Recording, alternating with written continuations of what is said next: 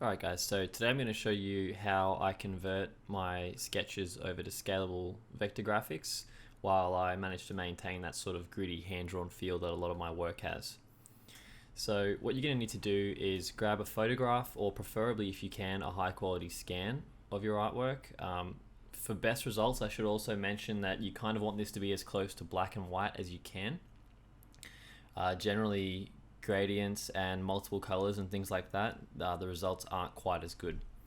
So yeah, as you can see, I've got a photo of this sketch I did a while back. I've purposely taken a photograph because it's a little bit more difficult, so I can show you guys a few little tricks. So the first thing you need to do is just open your photograph or scan in Photoshop. Then click on Window and make sure you've got the Adjustments window open. I already have it open, it's just on the right over here. Then click on Levels.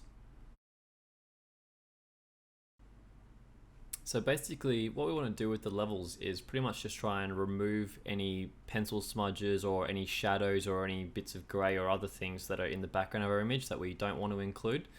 So all we need to do is basically just drag the black handle in a little bit, which will make the blacks darker, and then grab the white handle on the right side and bring that in too. And as you can see, all the shadows and any pencil smudges and stuff like that will basically just disappear. So you can have a bit of a play around with that until you're happy with it. This is also a pretty good time to zoom in and get rid of any little imperfections that you weren't happy with, that you don't want to be included. So perhaps I might want to realign these, or I don't know, smooth up some of these little edges here and things like that with the eraser. I'm actually not going to do that because I kind of like to keep that hand-drawn rough edge with my work. So as far as Photoshop goes, this is pretty much it. All we need to do now is just select our drawing. Then I'm going to go Control-Shift-C to copy the merged layers. And then I'm going to open Illustrator and just paste it in.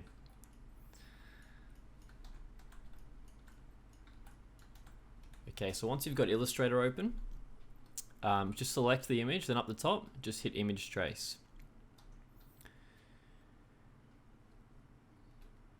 So it's done a quick auto trace here,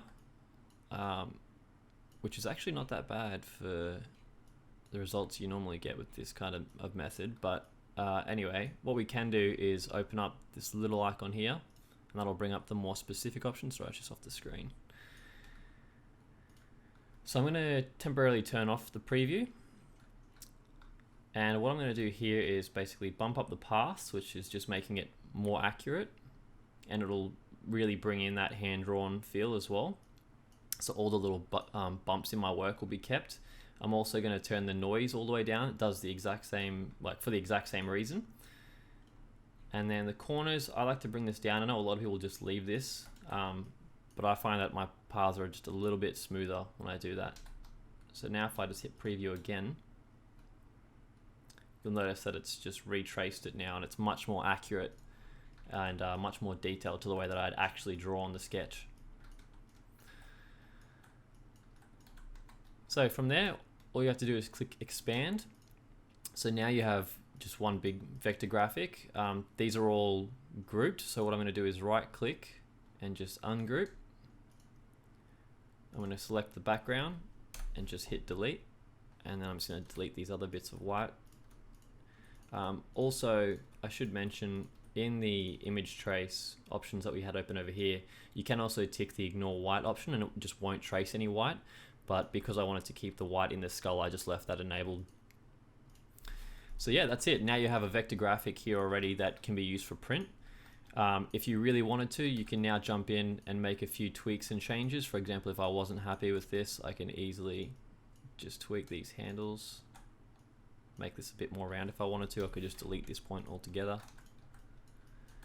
And basically you can go through your entire drawing and do that.